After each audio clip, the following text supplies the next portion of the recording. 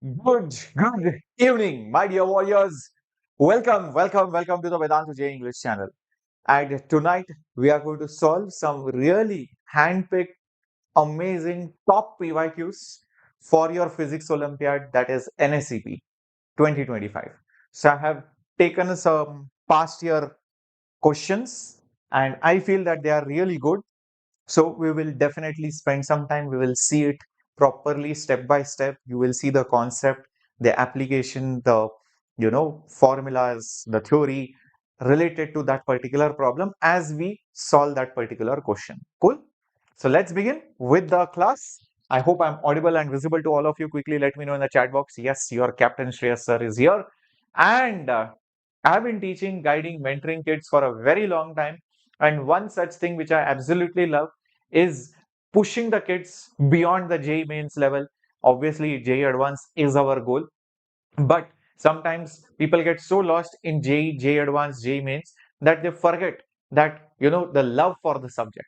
And I feel Olympiads are one such examination which actually creates that love and probably might also teach you different ways in which you can manipulate a concept and solve it in different amazing ways for your JEE as well.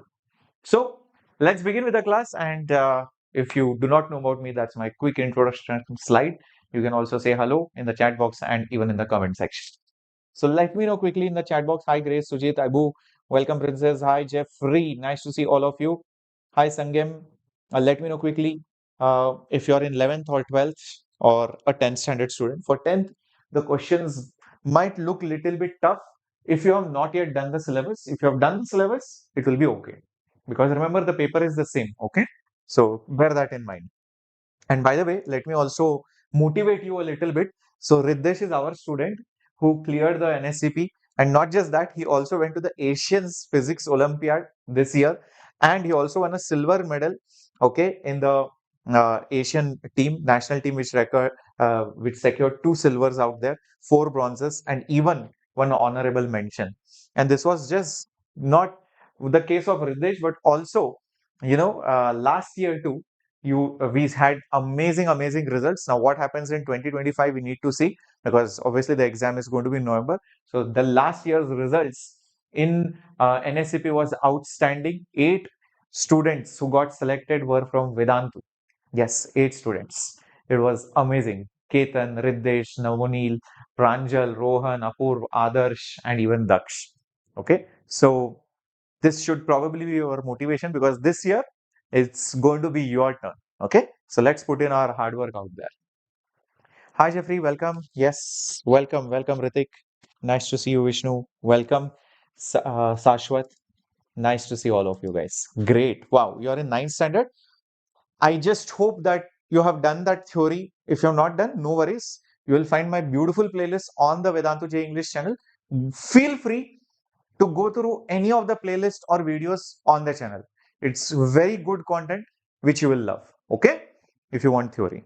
Okay, let's see this particular question which was asked in 2022. There is a concave mirror which is placed in air and it has some focal length.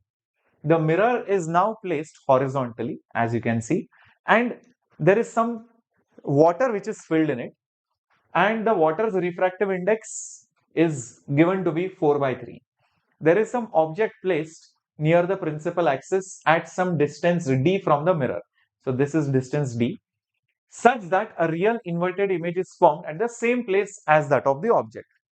So you place an object here, refraction, reflection occurs, and final image is formed right at the same place. Okay. The question is, as shown in the figure, what is the value of d? What is the value of d? Now see, there are multiple ways of doing this particular question. One way I will tell you, and second way I will show it to you. One way I'll just give you an idea. One way of doing the problem is taking this entire arrangement to be like a plano-convex lens which is silvered. Think about it. This is nothing but a plano. Why plano? Because this is a plane surface. Plano-convex. Why convex? Because this is the bulging out part, which is silvered which is silvered on the curved side. On the curved side. That planar convex lens is made of water. That is the next thing. Yes, imagine the lens material to be made of water. And we know what to do when a lens is silvered. When such a arrangement happens, what do? You consider it as two lenses, two lenses and one mirror, and one mirror. Reason being, what happens is there is this lens here, there is this object here. The rays will pass through the lens, then they will be reflected through the mirror, and after reflection, again they will pass through the lens. So there are two times lenses will be encountered, and one single time a mirror will be encountered. So at the end of the day, the ray is getting reflected back. So this total combination will act like a reflector, and whenever things are reflecting, they are nothing but mirrors. So these two lenses and the mirror acts like a effective mirror. Effectively, it acts like a mirror. That is the concept behind silvering of lenses. Did you understand it? And if you did not, I'll just repeat it over here. This particular lens and this particular mirror over here. So visualize as if the ray will come through the lens, then get reflected through the mirror, and again go through the lens, and again it will come back over here. So that is what is happening. One lens, reflection, which is mirror, and again the next lens, the same lens actually coming back, and it is effectively acting like a mirror. Now, obviously, it will act like a concave mirror, kind of makes sense because the plano-convex lens is a converging lens. The concave mirror is also converging in nature. So when you have all converging lenses and converging mirrors, so it makes sense that the parallel beam of light will at the end of the day converge only, whether it reflects, refracts. So after refraction, it converges. After reflection also it converges. After again refraction, it will converge. It will definitely be a converging mirror. That means a concave mirror. Okay. Having said that, what's the effective lens or effective mirrors formula? The powers get added. The mirror, effective mirror's power is 2 times power of the lens plus the power of the mirror out there. The power of the mirror out there. What is the power of a mirror? It is 1 by F effective, but with a negative sign. For power of a lens, it is just 1 by FL. And again, for the power of a mirror, it is 1 by Fm, but with a negative sign. But I don't like this minus sign here. So I will just write it as 1 by F effective is nothing but minus and minus cancels. It will become plus 1 by Fm minus 2 by FL. That is what I'm going to get. So I just need to start substituting whatever I know. As you can see over here, the concave mirror's focal length is given, which is 20. So actually speaking, it will be minus 20. Do you understand why it is going to be minus 20, my dear students? Yes, it's going to be minus 20 because it is a converging mirror. It's a concave mirror. So this over here is Fm, which will be negative 20 centimeters. This minus is because it is a concave mirror, nothing else. The only issue is now I do not know FL. If I know FL, I can do most of the question because once I convert it into an effective mirror, right, then it is a very laddu question. Okay. Till this point, have you understood everything? At least maybe if you are seeing this kind of a question for the first time, you will maybe get 50% of it. After you practice 1 or 2 more questions, you will get full confidence. That's the whole purpose, to get to that 50% confidence level at least. Okay. Now, how do I find the focal length of that lens? Is it given to me? I believe not. It is not given. So this water lens, I have to think what might be the what might be the focal length. So for that, I have an idea. I know the refractive index. If I find the radius of curvature, then most of my job will be done. Yeah. If I find the radius of curvature, most of my job will be done. And I think we can figure out what is the radius of curvature. How? Because the same curve is a part of the mirror whose focal length is given. And we all know radius of curvature of the mirror is 2 times of the focal length of that mirror, magnitude wise. Okay, this is all magnitude wise. So by this logic, the radius of curvature of the mirror is 2 times the focal length, which is 20, which means it is 40 centimeters in magnitude. So the radius of the curved part, the radius of the curved part of that lens is 40 centimeters and the refractive index is 4 by 3. I think now we can easily find it out. Okay. I don't know what the answer is. We'll have to solve it. I'm just doing it on the spot with you guys only. Okay. As if I would do it in the examination. Okay. So 1 by FL is equal to which formula are we using? Lens maker formula. Refractive index of the lens minus 1. 1 by R1 minus 1 by R2. Okay. What is the refractive index of the lens? It is 4 by 3 minus 1 and 1 by R1. Now, who is R1? Who is R2? Wherever the light enters first, that is R1. So as you can see, R1 is infinity because it is a perfectly flat surface. A flat surface will have infinite radius because it's a part of a largest circle. So as the circle becomes small, radius will become small. Imagine the radius becomes huge, the surface becomes more flatter. So that's the reason why I'm saying this is going to be infinity minus 1 by R2, this radius. Now be careful. See guys, when you apply sign convention, okay, the light rays are coming, let's say from this particular side. Whichever side they are going to, that side becomes positive. Whichever side they are coming from, that becomes negative. As you can see, the radius for the second surface is having its center on the negative side. This is the negative side, this is the positive side. The radius is having its center on the negative side. So mind it, this radius will not be plus, it will be minus. So you can see the criticality of the problem, how one sign also matters. If you miss one single sign, your problem is doomed. Not just here, but even here. If you miss this minus or if you miss this minus, you do some silly mistake, you're gone. Yes. So 4 by 3 minus 1 is obviously 1 by 3. 1 by infinity is obviously 0. Minus minus is plus. So it will become 1 by 40.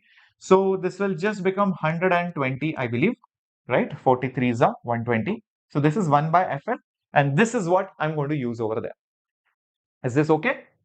Everybody with me on this? Perfect. So let's go back over here. And 1 by FL is nothing but 1 by 120. Okay, perfect. Let's see what and all will get cancelled. Maybe this will get cancelled over here. Will become 60, of course. And let's see what happens next. Okay. And lens will have positive focal length. Okay, no issues over there. So minus minus, I can take it common. So it will become 1 by 20 plus 1 by 60, which is as good as saying LCM is 60. 20 goes with 63 times. So 3 plus 1 by 60, which is then nothing but 4. And 4 by 60 is 15. So minus 1 by 15. So that is 1 by F effective. Therefore,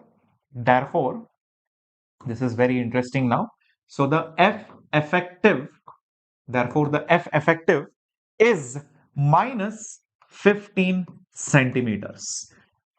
Focal length effectively is negative 15 centimeters. What does this mean? It means that the effective mirror acts like a concave mirror whose focal length is 15 centimeters. And now the question says that the image should be coinciding with the object. And this can only happen at one single point. If you place it at the center of curvature, the rays which are incident will reflect back at the same place. And the center of curvature is obviously 2 times the focal length, 2 times the focal length. So the distance D will be 2 times of 15, which is nothing but 30 centimeters. So 30 centimeters should be the answer, which is absolutely perfect. Okay, everybody with me? 30 centimeters is the correct answer. Like I said, I will show you another way, but I will just give you a brief about it. Now look at this. I thought of, while I was looking at the problem, I thought of that second way. Tell me if you love this method or not. And if you love this method, I just want one heart or a fire. After you listen, don't give me that heart or fire. Now you listen to me and then you give me if you love it. If you don't love it, it's okay. I thought that if the image is going to coincide in the object, that means the rays should retrace back. Okay. Instead of looking at lens, then mirror and again lens, I thought of a flat refractive surface and a reflector which is curved. That's all. So here is what I think. Imagine that flat surface which is there, our object is placed here. This is my liquid. This is my liquid which is there like this. Okay. If I'm an observer, that means in the liquid, that means I'm a mirror which is inside the liquid. That object won't be seen here. It will look little bit farther away. The image of it will be seen here. This is the concept of apparent height. So if this is D, this particular thing will be mu times of D. So mu being 4 by 3, it will be 4D by 3. Is that right? It will be 4D by 3. So this image, which is apparent height concept, this image will become the object for the mirror now. Just think about it. This particular mirror will now feel that that image is the object for it. Yes, that particular image 1 will now be the object for the mirror, and it will be at a distance of, obviously 4D by 3 from that particular mirror. Do you guys get it? Perfect. Now think, guys, what will happen if the rays have to retrace back, to the same place. It just means that this should be at the center of curvature. So if the rays enter the mirror like this, they should go back the same way so that they will again converge back at the same place. That's all. So essentially 4D by 3 is the focal length of the mirror. 4D by 3 is the focal length of the mirror, and 4D by 3 is the focal length of the mirror. Mirror's focal length is already given to be 20 centimeters. Okay, so therefore D will be 3 multiplied by 20 divided by 4. 23 is a 60. 60 by 4 is how much? Oh, sorry, I said not focal length. My bad. I'm so sorry, guys. I said focal length. It should be twice the focal length. It should be at the center of curvature, right? So it should be 2 times of Fm, because this should be at the center of curvature. So therefore, this will be equal to 2 times of the focal length, which is nothing but 20, Therefore, D will be equal to 3 multiplied by 2 multiplied by 20, whole thing divided by 4. 2 by 4, that's 2 over here, 20 by 2, that's 10, 3 into 10, 30. I think we got the answer within no steps. Don't you see this solution? Actually, I didn't plan to do the solution, but it was so small that I was so tempted to complete it. Okay, so within no steps, we got the answer. As you can see, this method, heavy, very lengthy. How many of you loved it now? You tell me. Yes. How many of you loved my method, which I just thought about it as I looked at this question? I really enjoyed this question because this is a long method. This is what traditionally most of the solutions and the books will recommend. But you have to think, in ray optics, always there could be a chance that you can do it in a multiple way. Okay, so I replace this straight part with an apparent image which will be formed by refraction. Okay, and that image will become the object for the curved mirror over here. So if the rays will retrace back, then the image will coincide on the object. So the object should be at the center of curvature naturally. Thank you, Ananya. Glad you guys loved it. Okay, let's move on to the next question on your screen. And here it is. NSEP 2022 question, an insect of negligible mass, which is sitting on a block of mass m, okay, tied with a spring of force constant k. I remember vaguely something like this was asked in JEE also. The block performs a simple harmonic motion vertically up like this with some amplitude in front of the mirror. K is given, m is given, so I know omega also, which makes an angle of 60 degrees with the vertical. So the mirror is making 60 degrees with the vertical, as you can see over here. The maximum speed of the insect relative to the image. This is crazy. So let's try to visualize. We have to find maximum relative speed between the object and the image. Okay. Now, one thing is there. This mass will just go up and down like this. This is how the motion will be. Yeah. So it will go like this. It will go very fast over here and it will slow down and finally stop. And again, it will take a turn and come back like this and go like this. And again, go very fast, slow down and stop and again take a turn. So it will keep doing up and down motion. Basically, it will perform simple harmonic motion. We can find out how much is omega. Omega will be obviously a root of k by m. We can also find maximum speed in this case, which is omega into amplitude, which is root of k by m multiplied by a, and all of those things. Okay, we can find it out very easily. This mirror, how will the reflection look like? And how do I think about the relative velocity? I have an idea over here. See, the mirror is at an angle. The SHM is happening vertically like this over here. Okay, somewhere like this. This part I will just extend it geometrically because I know this angle is 60 degree. Okay. Now, as this goes up and down, this velocity will have two components. If you remember ray optics lecture also, I have mentioned that whenever mirror or object moves, always split the velocity into two components. One parallel to the mirror surface, second is perpendicular to the mirror surface. So, let's do that over here. Okay, let's do that. So, one velocity is like, this is the actual velocity, which will be along this motion. I'll have to split it up into two components, one this way and the other like this, parallel to the mirror. Just redo it.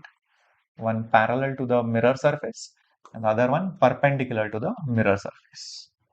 The actual velocity would be along like this. Now, if this is the scenario, I would say go draw a perpendicular to the mirror from the object. This is the object distance. Same distance will be there for image also. So the image will be formed over here.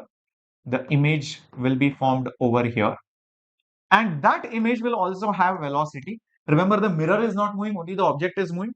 The image will have a velocity in this direction, in the perpendicular direction, equal and opposite. And it will have parallel velocity exactly matching this. Now forget the mirror, just ignore that mirror exists, just look at it like a relative motion problem. Okay, so I hope you understood this point, that this object which is going up and down like this will have two components, perpendicular and parallel. If you drop a perpendicular on the mirror, you will get the image from the object distance and image distance being equal. The image will also have two components. If forget this other component, if the object comes closer to the mirror, image also has to go closer to the mirror. If the object moves parallel to the mirror, the image also has to move with the same speed parallelly. Basic concept of relative speeds of the mirror. Okay, all right.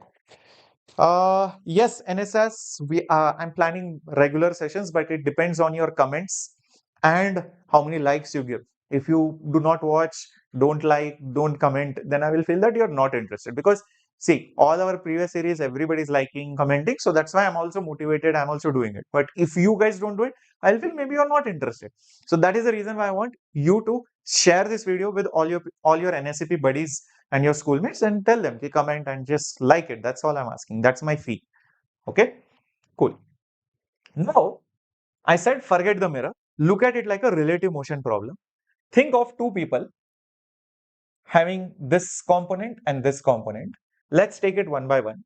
If you take the parallel component to the mirror, because of this parallel component, there will be no relative motion. Okay, so this is basically VI parallel. This was velocity of the object parallel.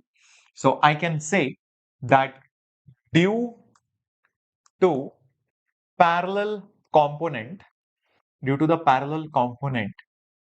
there is no relative motion since they are same. Since obviously they are same. Since they are same. If this is 2, this is also 2. This is 3, this is also 3. So if the speeds are same, what is the relative motion? Nothing, 0. The only relative velocity is due to the perpendicular components. So if I say this is VO perpendicular, this will be velocity of the image which is perpendicular, and I know then this will be equal to VO perpendicular plus VI perpendicular. So it's like saying there are two people going in the opposite directions. What is the relative velocity? It will be this speed plus this speed. If this is x, this is y, it will be x plus y. That will be the relative speed because they are going in the opposite directions. It's like two buses going in opposite direction. What will be their speeds relative to each other? Just add their speeds. But the best part is both of them are equal. So I can just say it is 2 times VO perpendicular since they are equal and opposite.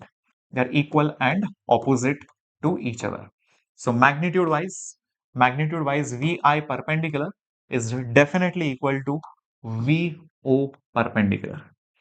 Now, what is the question? Let's come back to the question now. So we understood what is the relative velocity, how is it working, etc. The question is maximum relative speed will be. So I want this particular thing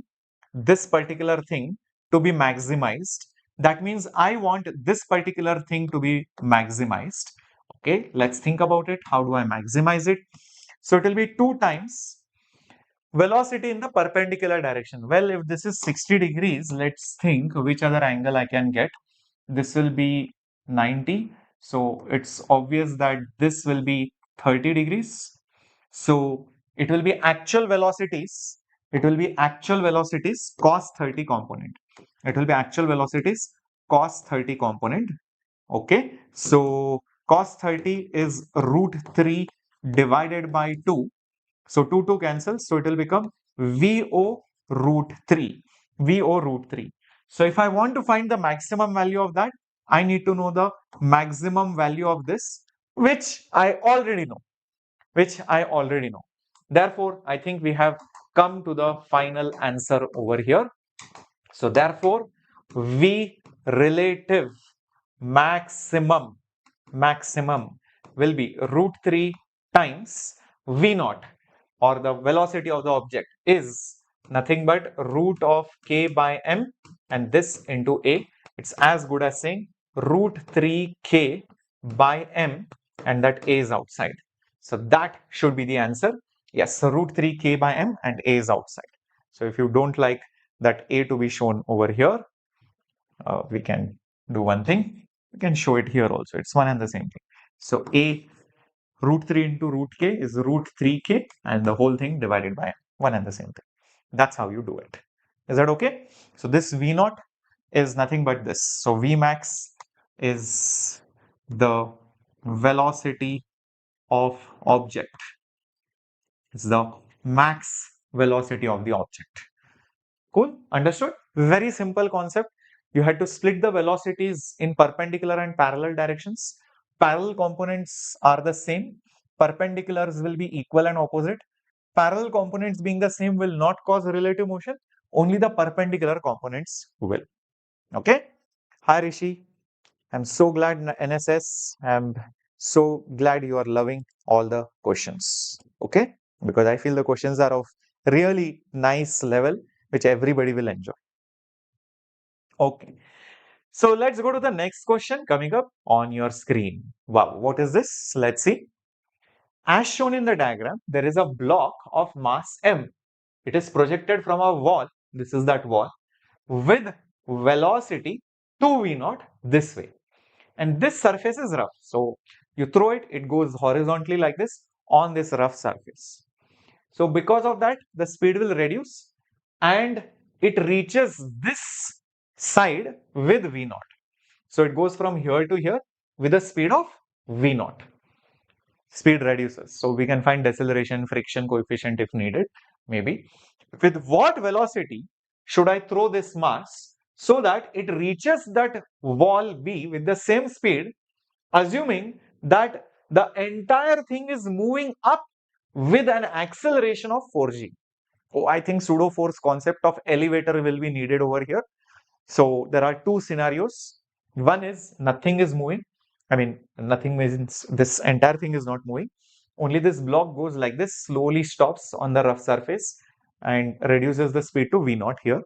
Second time, it should again come with a speed of v naught, but the only change is it is being thrown up with some acceleration. So that will increase the normal, increase the friction. When friction increases, it will decelerate faster. So 2v naught will not work. 2v naught will 100% not work because friction will increase. So for that more friction, you have to compensate it by more speed. So 2v naught will not be the answer. So either it will be B, C or D. But we cannot say, okay, some inky ponky donkey, we cannot do that. So we have to solve it properly, no other option. So I will do it scenario by scenario. First scenario is where this block starts with 2v naught velocity. It has some kind of retardation. I will call it A1. And by the time it reaches here, it has a velocity of v naught.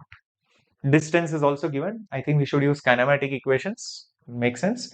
So using v final square is v initial square plus 2 times acceleration multiplied by displacement. Final velocity is v naught. Initial velocity is 2v naught. Acceleration is negative a1 and displacement is basically d. So this term, if I bring it here, 2a1d will be 4v0 square. v0 square, I bring it here. So this will become 3v0 square. That is 2 times a1d. Therefore, a1 will be 3 by 2, 3 by 2 v0 square by d. Okay, perfect. Not just that, I also notice one more thing. As this block moves, the forces on it will be normal, its weight, mg, and there will be kinetic friction, as a result of which it has some deceleration, A1. Okay. So I can just say, using Newton's laws, friction is equal to mass into acceleration. Friction is mu into normal. Normal is m into g, so that is ma1. Cancels, so a1 is basically mu g. So use this a1 as mu g. So we'll get mu into g. Mu into g is equal to 3 by 2 v naught square by d. From this we get the value of mu as 3 v naught square by 2 g d. So we found the coefficient of friction, which I think will be needed for the next part, because friction coefficient never changes because you are accelerating it or what, the surface is the same. So we found the value of mu, which will be used in the second part. Okay. All right. Yes, Elena, definitely you can. If you're an Indian residing in Dubai also, I believe it should be possible, because there were many students who have done that before. So just check the eligibility also once more. Okay. As far as I know, you can definitely. Okay. If you're an Indian citizen. Okay. Now, the next part. The next part says you are moving this entire setup up.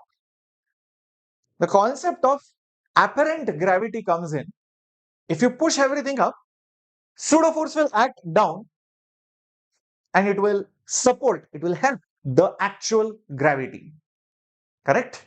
So my gravity will no longer be G, it will be G plus this pseudo gravity which will come, which will be assisted by the pseudo force. It will not negate, it will add. So it will be G plus 4G because you are making it go up. If you are making it go down, then it will be G minus A. When you are making it go up, the total gravity is G plus A. So remember this. Up is positive, G plus A. Down is G minus A. What is this G plus A and G minus A? The net effective gravity considering the pseudo force. Okay, the net total gravity which you will experience, which you will perceive, which you will feel like. So again, the change now is over here. This velocity I do not know. This velocity when I reach here is V naught. Distance is the same. Retardation is obviously going to be different. I will call it A2 because, yeah, normal is going to change. This time you can again think of the free body diagram. Yes, there will be normal, there will be mg, and there will be pseudo force of m into A. A is itself 4g. So there will be friction over here, and because of which it will retard. This time you will see Fk, which is mass into retardation. This Fk is mu into n, and this normal will be mg plus 4mg. So that's what I was saying. It will be G plus A kind of thing. And this will be m into A2. Therefore, A2 will be 5 mu G. A2 will be 5 mu G. I found the retardation. I will use it in my kinematic equation. Final speed square is initial speed square plus 2 into acceleration multiplied by displacement. Oh, wait a minute. I also know the value of mu, guys. So why am I scared of putting it? Let's put it. It is 3 V naught square by 2 GD. It is 3 V naught square by 2 GD. And this G is also there. As you can brilliantly see, this G and this G also got cancelled. I just substituted the value of coefficient of friction from here into this particular part. So it's very easy now to solve it. Okay. So final speed is V naught. Initial speed, I do not know. Acceleration will be negative of whatever this is. 5 3s are 15 V naught square by 2D, I believe, into displacement, which is also D. Is that right? 5 3s are 15 we got. 5 into 3, 15. This D and this D just got cancelled. Okay, what next? Take this over here. So V naught square plus, because this minus will become plus, 2 gets, 2 and 2 also got cancelled. Wow, amazing, guys. So many things are getting cancelled. So it will become plus 15 V naught square is equal to V square. Therefore, V square is equal to 1 plus 15 is 16. So 16 V naught square. Therefore, taking square root, it will become 4 times of V naught. So 4 V naught is option C for Captain Shreyas. Perfect. You've done it. So you have to always go step by step. You have to have that patience. You have to maintain the tempo. If you become very nervous or you become very anxious, then you will lose that focus. You will not solve this problem in that proper rhythm.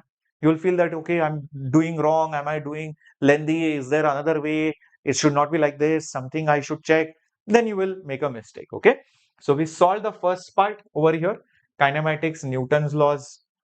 We found the friction. Use that friction in the second case along with the pseudo force to find the new retardation. Again use kinematics and then got the answer. Okay. Oh, right. Great. Very good. Megasham, the advanced book result will be announced in a day or two. Just give me some time because MVSAT competition also has started. All the students who are registering for MVSAT today, tomorrow, and I think till day after tomorrow morning, their names will also be considered. So two lucky winners from here, two lucky winners from here, and we'll announce the results combinedly. Okay, cool. Right, right. Yes, there is live mains classes daily over here. Dolakpur. It is a fictitious thing, Dilip. It is not a real thing. Okay. It is just chumma as a meme, used as a meme. So what is this next question? OABC is a regular tetrahedron which is made of uniform wire of resistance 4 ohms per meter. Length of each side is 2 meters. The point M is the midpoint. The resistance between O and M is interesting. So let me redraw the entire scenario. Each side is 2 meters. So if you ask me, each side resistance per meter is 4 ohms per meter into 2 meters. Meter will cancel. 4 2s are 8. It will become 8 ohms. So effectively, this is as good as saying there is one resistance here. There is one resistance here. There is, I can divide it into two parts. Correct? So each one is 8 ohms. So this is 8 ohms. This is 8 ohms.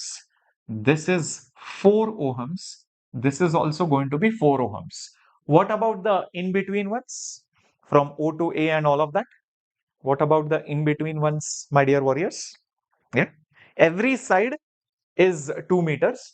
It's three-dimensional. Lot of people think, sir, I have to use some trigonometry, huh, sir? Sir, this is 2 meters. How much will this be? This is 3D. This point O is not in the plane. Think of it like a three-dimensional pyramidal kind of structure, tetrahedron.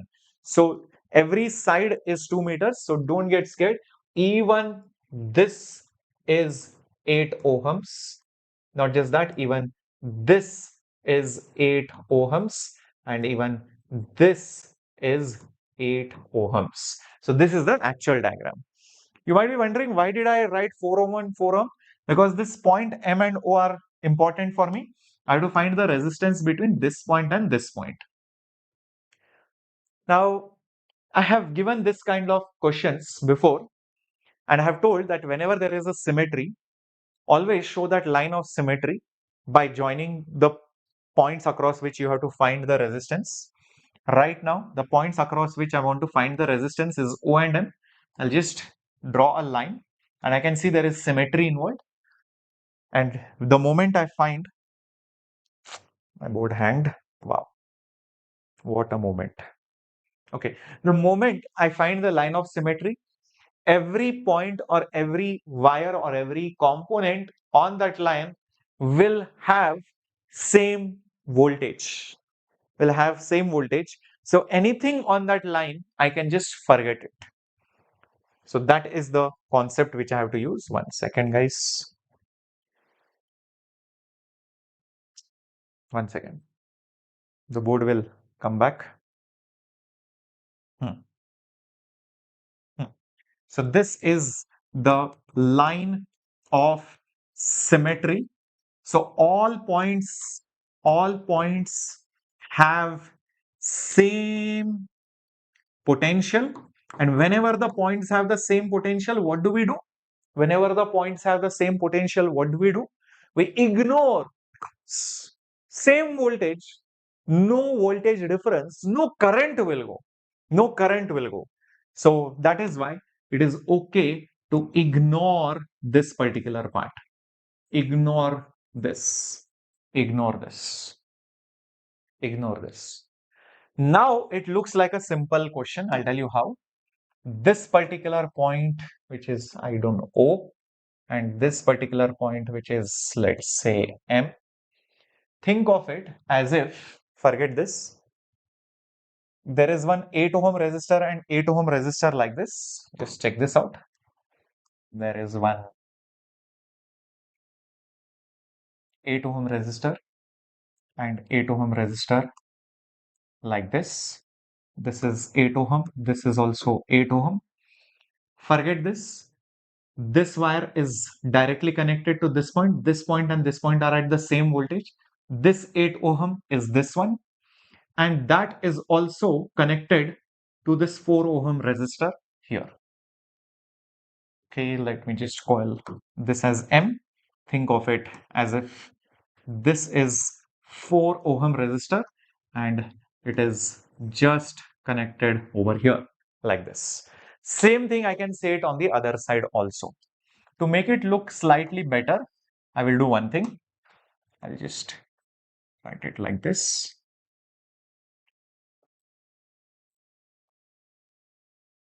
This is point O and this is point M. Now it will look slightly better. Same thing I can replicate it here also. There is one 8 ohm resistor. There is another 8 ohm resistor. Okay, like this, and together they are connected like this to this 4 ohm resistor. Does that make sense? Everybody with me on this? How this happened? Okay, everybody with me? This point O and A are at the same voltage, which are connected to this, and this resistor. So point O is connected to this, and this resistor. Now, as you can see, it is now very easy to solve this. These two are in parallel, and whenever they are in parallel, same resistance, that will become 4 ohm. These two are also in parallel, so that will also become 4 ohms. Now, this 4 ohm and this 4 ohm, as you can see, they are in series. So between points O and between points M, now we have this 4 and this 4 together will make 8 ohm, and this 4 and this 4 will also make up 8 ohm. As you can see, they both are in parallel. So once they are in parallel, what do? We will just say it is 4 ohm divided by the number of resistors. So 2 resistors, so 8 by 2 is 4 ohms. So the effective resistance is 4 ohm. So that should be the answer, which is option number B. Is that okay? Option number B. Clear? Very good. Excellent.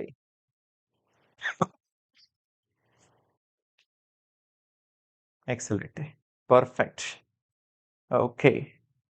Rama Subba Reddy, I don't know whether you are sleeping or what. This is 2025. Yes, we have Namrata ma'am for maths. Okay. Yeah. Sir is not going to come here. Yes.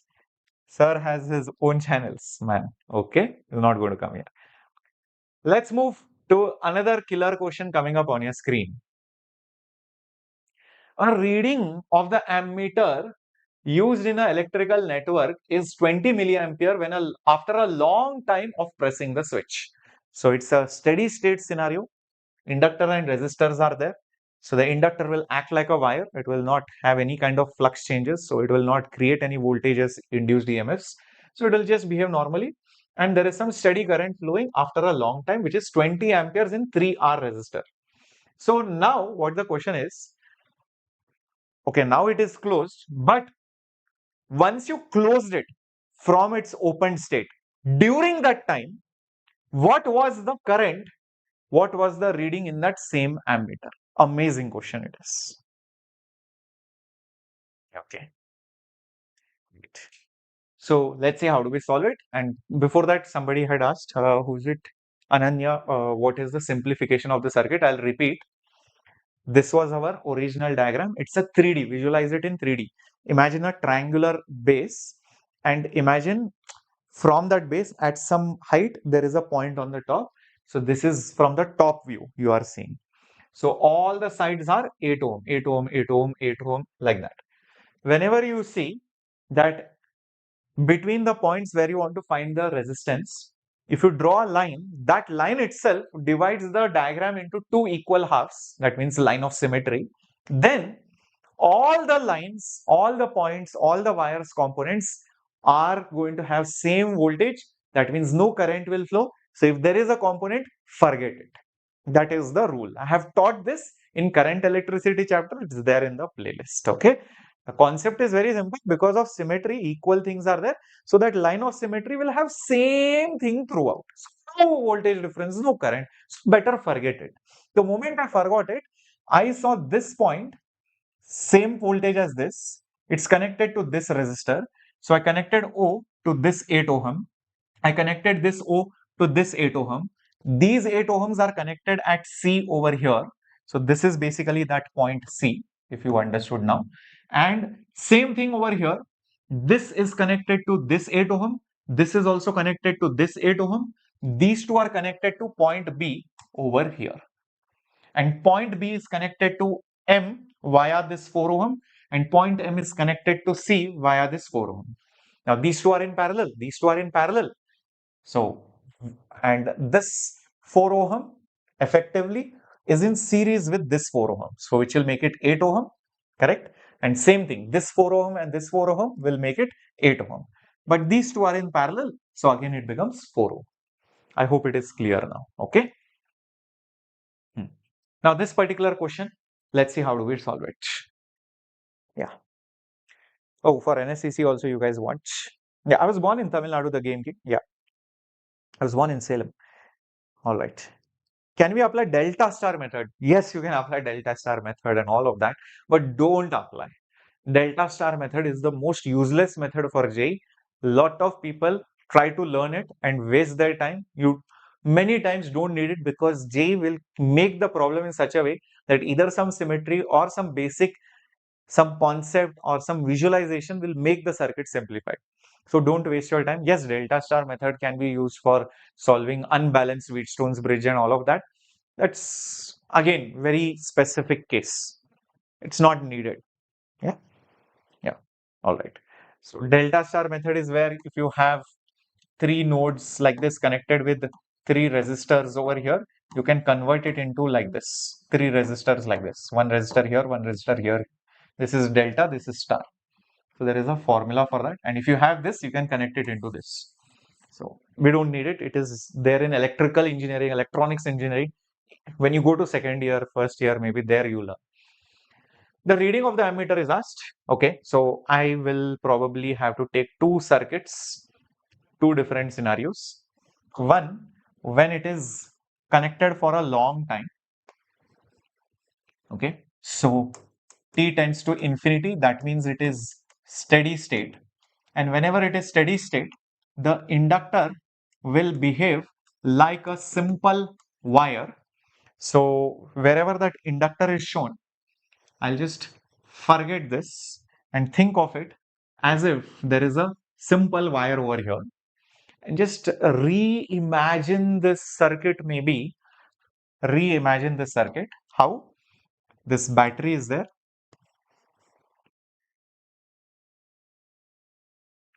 Okay. These two resistors are in parallel. Okay, fair enough. Go over here.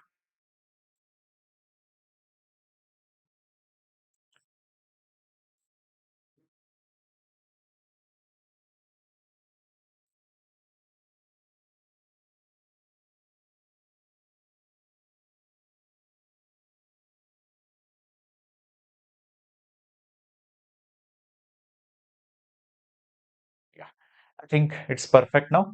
This is 4R, this is V, this is R, this is 3R, and this is 2R. Tell me if this is okay with all of you. A point is here, C point is here. This and this are connected by the same wire. This resistor and this wire resistor are connected by the same wire here. They are connected to the common point. This common line is also common to 3R and 2R. So this is a common line, common wire to 3R and 2R, which are themselves in parallel, you can see, and connected to point C over here. Does that make sense to all of you? This is the equivalent circuit. In the second scenario, when the time is just 0 plus, just connected, then remember the inductor offers infinite resistance. It will not allow only, so it will act like an open switch. It will act like an open switch. So forget as if there is an inductor only over here. Although you have just connected this particular switch over here, there will be no connection in between them. That's how you have to visualize it as. So now if you make out the circuit again, this battery will be there. These two will be in series. There is no connection in between them. Okay. So I'll just say this R and this 3R are in series. So R and 3R are in series. And over here, this and this, they are in series. 4R and 2R are in series. This and this, they are connected one after the other. So the current will just go through them, same one. So they are in series. Same thing over here also, they will go in series one after the other. And their combination is in parallel. So this is the equivalent circuit in both the scenarios. This much if you understood, then we have to solve. Now it is the main part, which is calculation. This is the main concept over here. All right. Very good, August. All the best, hopefully. All right. Now, here is what I will do. Coming back to this first scenario when it was in steady state. It is clearly mentioned that the current in this particular branch, how much was it? 20 milliamperes. This was 20 milliamperes. If this is in parallel with this is 3, this is 2. Resistance divides the currents in inverse ratio. So current will be in the ratio of 2:3. So naturally, the values are also so nicely chosen. If this is 20 milliamperes, this will be 30 milliamperes. How did I get it?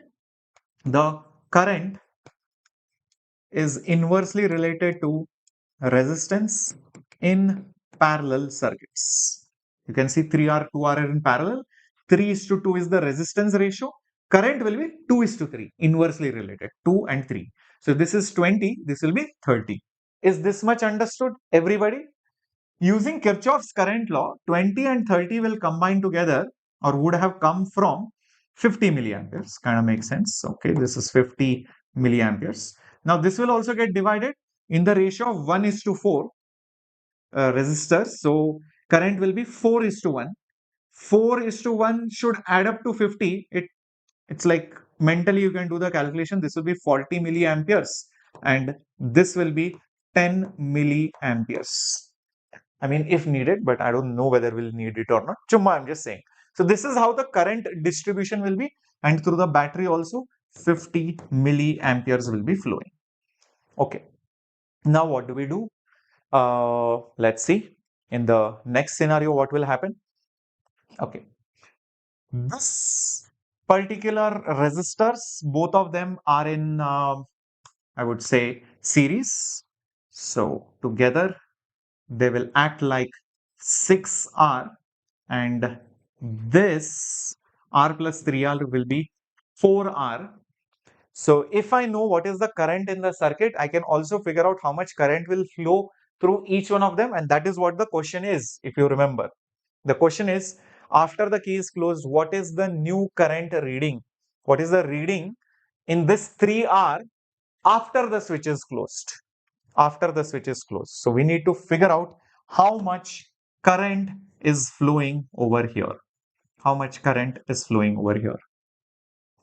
How do I find that out? Okay. So maybe I can say whatever is the voltage here will also be the voltage across both of them. So if I want to find I1 over here, this is, let's say, I2 over here, because they both are in parallel, since 4R is in parallel with 6R, the voltage difference is going to be the same, and the voltage difference is nothing but current into resistance. Current is I1 here, current is I2 over there. So I1 over here, I2 over here, and resistance is how much? 4R over here and 6R over here. Okay, what now? Once I get this, this is also going to be equal to This is also going to be equal to V, of course. What do I do with this? Okay, think about it. Guys, I know I1 plus I2 will be the total current in the circuit. I1 plus I2 will be the total current in the circuit. Yes. So here I can say I1 by I2, I1 by I2 will be 6 by 4, which is 3 by 2, or I can say I2, I2 will be 2 times of I1 divided by 3. But since I1 plus I2 is the total current in the circuit, I1 plus 2I1 by 3 will be I. 2I1 by 3 will be basically I. So 3 plus 2 is 5. So 5I1 by 3 is I. Therefore, I1 will be 3I divided by 5. I1 will be 3I divided by 5. Okay. How much is that current? How much is that current? Current, the total current in the circuit will be total voltage by total resistance. What is the total resistance? R equivalent, because these two are in parallel. It will be R1, R2 divided by R1 plus R2. 6 fours are 24. 4 plus 6 is 10. R. So 12 by 5, I believe. So 12 by 5 times of R. So this particular current will be the total voltage, which is V, divided by total resistance, which is 12R divided by 5. So bring that current over here. That current is 5V by 12R.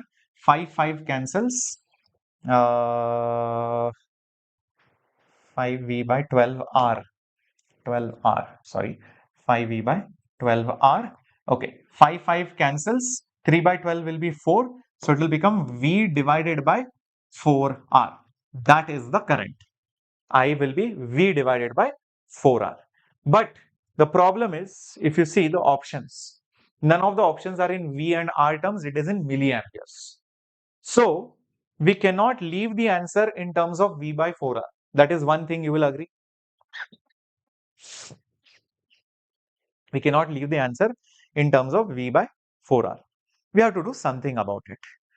What do we do? What do we do? What do we do? Okay, let's go back. This was the first scenario. Maybe it is given for a reason only.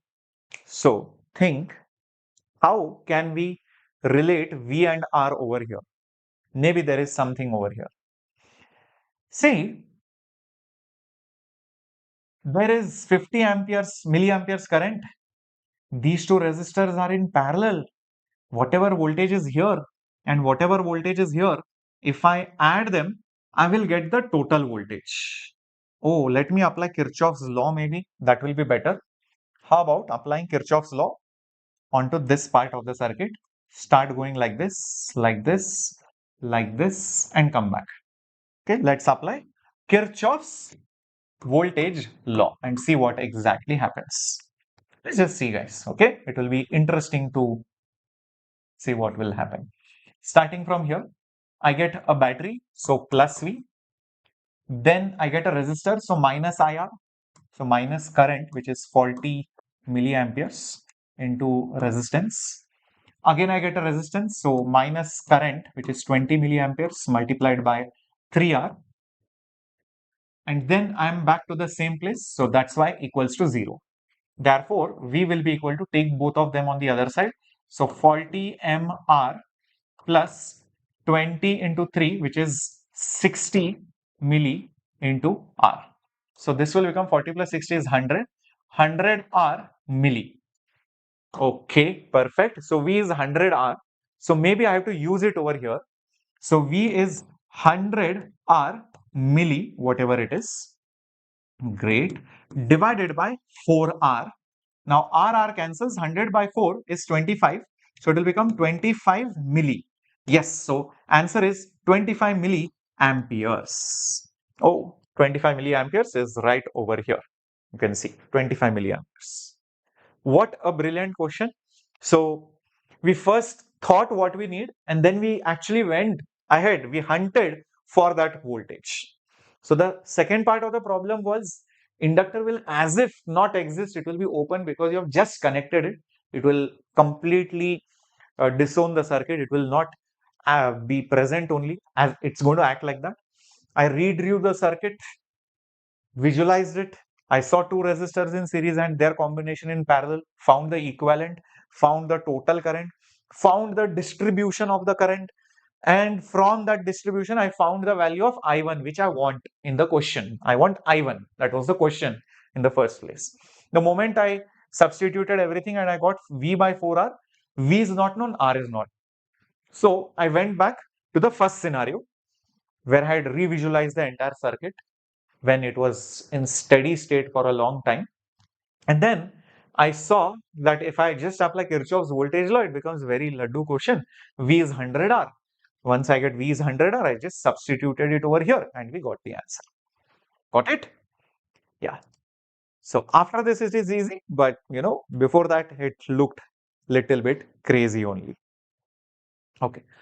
Let's do one last question. Are you gearing up? Are you geared up for it? Are you ready for it? Yeah. Yes, Tejas, this is the last question which we'll be discussing. As you can see, NSEP questions are very good.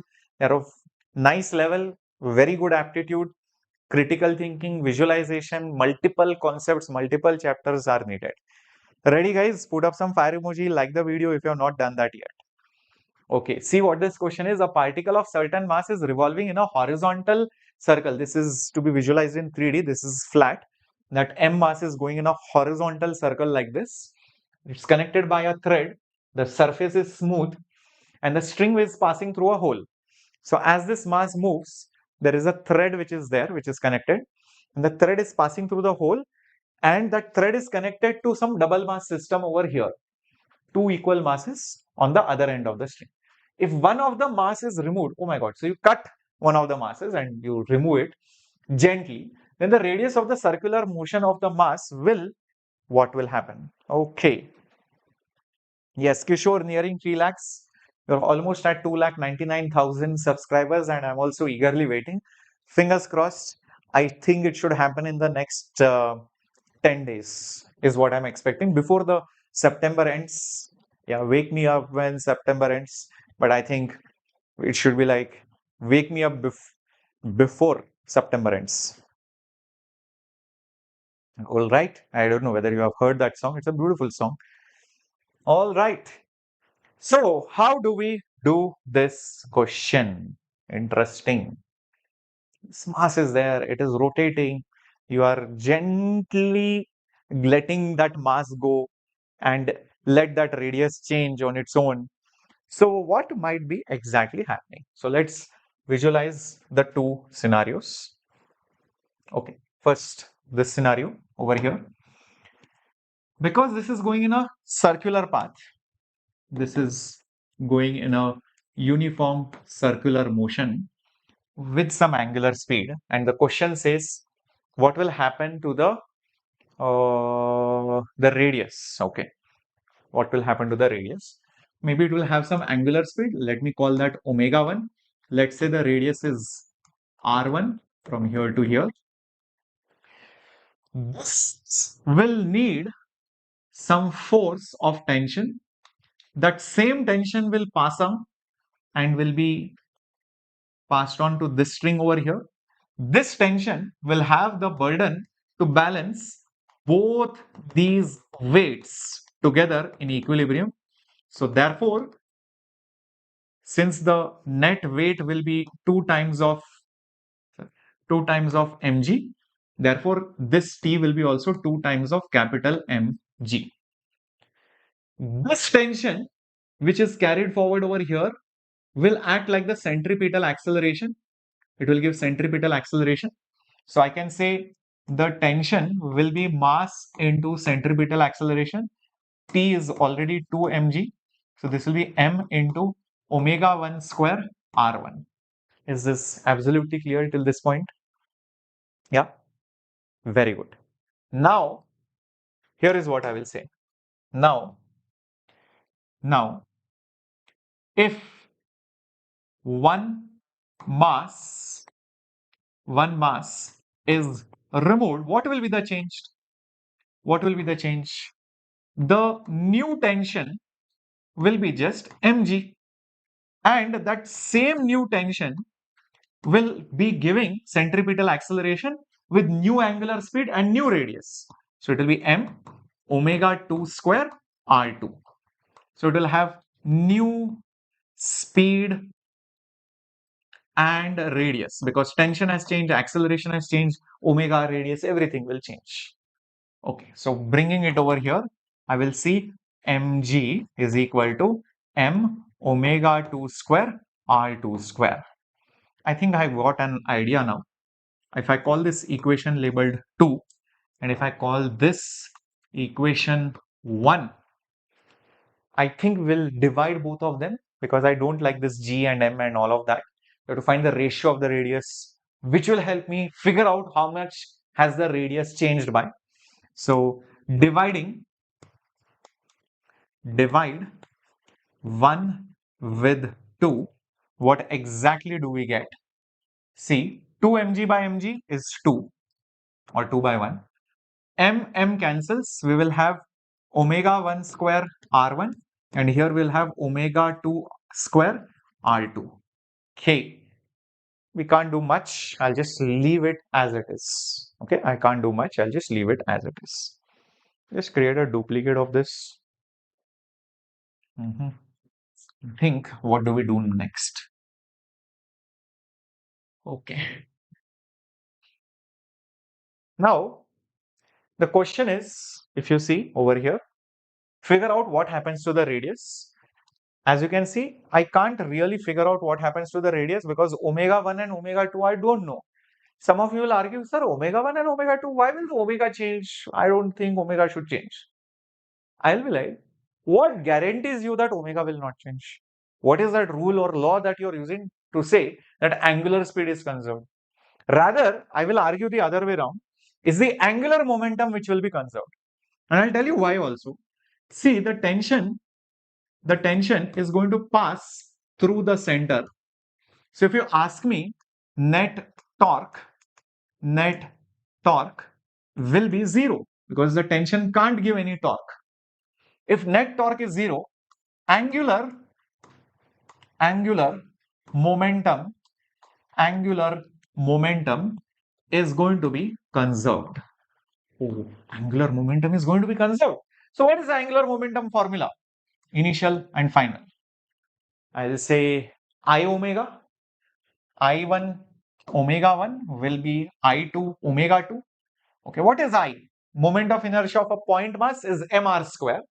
Mass is the same, radius has changed. So m1 or mr1 square omega 1 will be mr2 square omega 2. Interesting, cancels. So r1 by r2 whole square is omega 1 by omega 2. R1 by R2 whole square is omega 2 by omega 1, sorry, is omega 2 by omega 1. Interesting. So I think we will need it over here. As you can see, R1, no, that's enough. Omega 2 and omega 1 we got. So from this, I will want omega 1 square by omega 2 square. So if I square this will become omega 2 square by omega 1 square will be R1 by R2 whole raised to 4. Therefore, omega 1 by omega 2 square will be R2 by R1 whole thing raised to 4. Omega 1 by omega 2 square is R2 by R1 whole raised to 4. Why I did this? Because I got an idea over here. Omega 1 square, omega 2 square is there. I will have to substitute it. Therefore, 2 by 1 is equal to, instead of this, okay, maybe I'll call this as equation labeled 5. So I will just say over here, substitute equation 5. Substituting equation 5 over here. So omega 1 square by omega 2 square will be R2 by R1 will be R2 by R1 whole raised to 4 multiplied by this R1 by R2. R1 cancels, R2 cancels. So R2 by R1 whole cube is 2 by 1.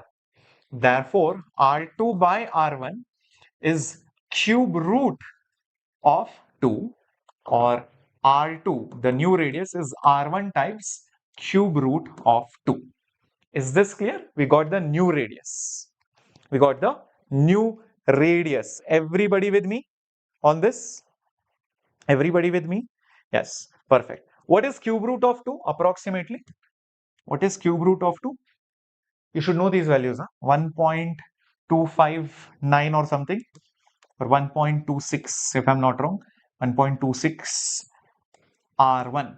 Yes, so that is R2. So this is the new radius. This was the old radius. And now coming back to the options, increases by a factor of 1.26. Yes, that is the answer. It increases by a factor of 1.26. So that is absolutely right. Increases by a factor of 1.26. Is this clear how we got it? Everyone? Akka? Brilliant question. Yeah. Advanced questions asked from Pathfinder book. I'm not able to understanding high standard problems. How to solve this? Manuva, Pathfinder is a Olympiad level book. And that kind of book, not all teachers can even teach. And you should not do that book unless you have done basic advanced questions and high level means questions. So I would not suggest you to attempt it till you have some good basic understanding, because that book, it will be an insult if you solve it without proper understanding. It's like solving Erodo. Just because you think if I solve Erodo, yes, you have understood literally everything. But does that mean you will start with Erodo, Krotov, or Pathfinder or the Physics Galaxy level very difficult questions? No, you have to scale it up. So go with some standard questions, then go higher. Pathfinder is not mandatory. Yeah, it is a very good book, but the questions are very conceptual in terms of Olympiad. Getting my point? I have kept a homework question for all of you, which I feel you should be able to do. Try this out. It's a question over here on power, and power is constant. It's straight line. This kind of question has also been asked in memes. So I'll be putting the solution in the next slide, and make sure you check out the solution and post the answer in the comment section. But more importantly, I want all of your comments that we want more such sessions, more such, maybe unit wise, just mechanics questions today, just ray and wave optics today, only modern physics, and only maybe waves and SHMs on one day. Something like that if you want, let me know in the comment section. Cool? So answer and solution is there on the next slide. And by the way, there is also an NSEP batch which is conducted regularly in the night time, so that it does not affect your online or offline batches in any manner. This is called Dhruv NSEP batch, after our student Dhruv, who cracked NSEP exam. So if you crack the exam this year and get a gold medal, maybe we'll name a batch after you. So imagine you are etching your name in the history by having a batch after your name. So this is the NSEP 2025 batch with conceptual discussions, problem discussions, and test series, with full support post NSEP also for the camp and reaching the gold medal. So we train the entire thing. It's not just NSEP basic examination, the camp, and also when you go international also, we have been training kids, and that's how our kids won gold medals almost every single year. Okay, so we have that kind of facilities, that kind of teachers. Ekalavya team is there who is looking after specifically JEE Advanced, Olympiads, and all these things. Okay, so there are multiple sessions planned with test series, and of course the same content which was used by Dhruv to crack 2025. All right, and he's also going to prepare for 2026 INPHO, by the way. So you're going to have it, right? So the link for that particular batch is there in the description box of this particular video. As you are watching this, make sure you go down and you will find it right over here. Okay, so you can see Dhruv NSEP batch, Ekalavya batch, Daksh NSEA Astronomy batch, Maths ISI CMI batch, full Maths Mastery batch, IOKM camp is also there. All those links I have put it up over here. Cool. All right. Have a great time, guys. Do not forget to like and subscribe. This was Captain Shreyas signing off. Bye bye.